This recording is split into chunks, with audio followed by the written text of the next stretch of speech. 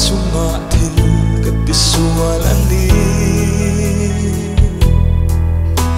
alam hoi thei kani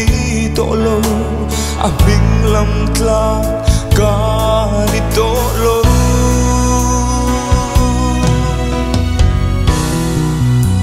ka trung trai mo eng e ka soi ta ka kapathian ne na soi tu ka shalo eng e ka soi ta ka le ka trung trai thei lo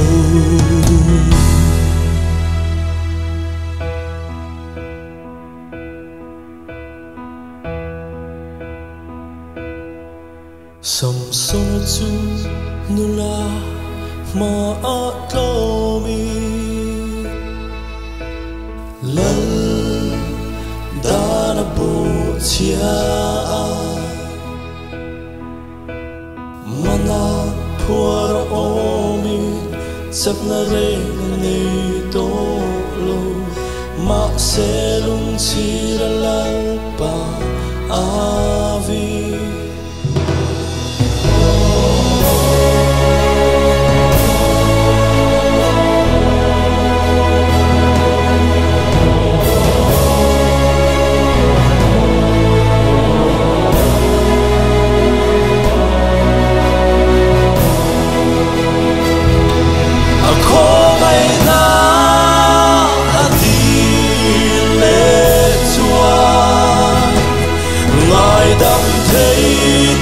pathia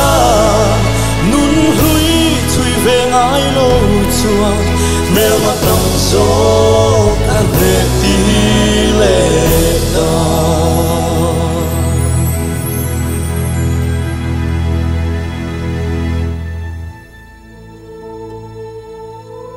ti sual non le awanga tluk len tu nita se he khovela hian rongbol tu muktur anom to ho lowang chu wangin thola ngai dam dilin a khongai na le za ngai na dilla lalpa nena gir le ro ma se he min enta che nang ma khan phel ro isuan a ne sak vek to che tu nghe moi ni le tharau thiang lim itong trai thei lo lai po a room soi lei thei lawa itana tong trai thin kani e ke ang mi swalat lu chan chuak tu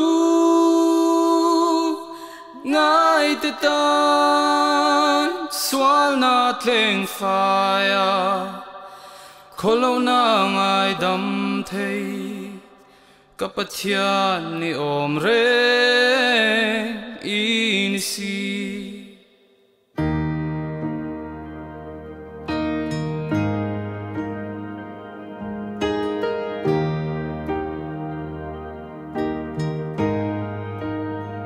Koram thuk tak le chora lo tlangin ka kung min dal trin in nen tlen na ma se be se in nen karon pan o isu nang ka ao se chút tin thim zinga imangai na in katlara chau a chun enga kongai na zara na inna omta lal krista tui nung lui ni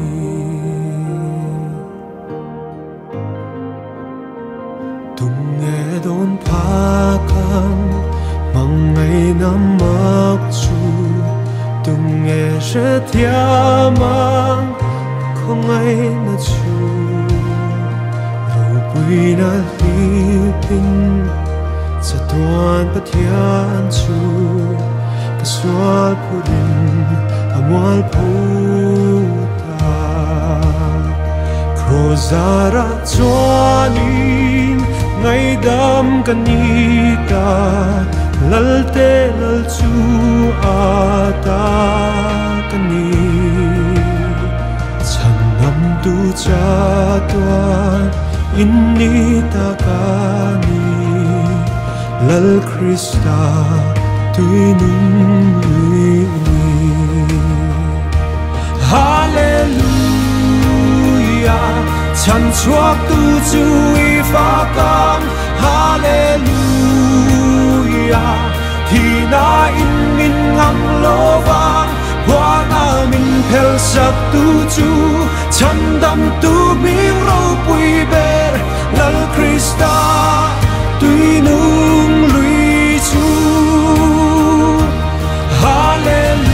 Hallelujah chan chuak tu chui pha kam Hallelujah thì na in min ngam lo vang qua na min phel sak tu chu chan dam tu ming ro pui ber lal Krista tuinung lui chu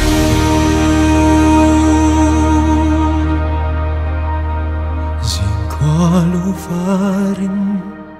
tu tiam let in na ruang than sal chu anung leta le van song ten ne na thong chua in thi na le in la do an cham ta zin kwa lo varin tu tiam le nin na om ruang khana zal chu anung leta lấy lẽ van song ten ne na thong chua in thi na ne in la do an cham ta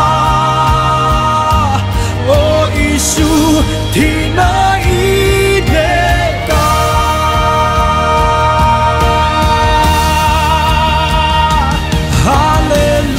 Hallelujah cham chua tu chui pha kam Hallelujah thì na in min ngam lo vang qua na min phel sak tu chu chan dam tu bing ro pui ber lal Krista tuinung lui chu Hallelujah chan chuak tu chui pha kam Hallelujah thì na in min ngam lo vang qua na min phel sak tu chu